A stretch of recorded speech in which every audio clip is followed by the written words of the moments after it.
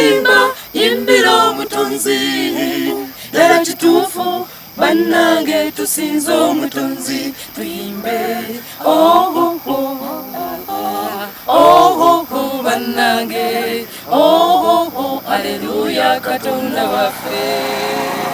Amazina gatushabemero nini Nyeshongora soprano. Amazina nabanyita bara mugasha ni Nyeshongora tena.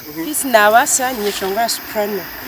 Wasasara Kennedy Nyeshongora bass. Anyine Aneti Nyeshongora orto.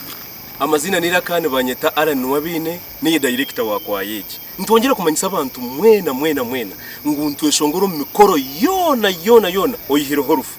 Emikoro yo kuhingira no kuhingira. Birthday parties, graduation parties, baby showers, bridal showers, byona ntubikora. Kandi ntumanyisa abahagize mwena bazayoni.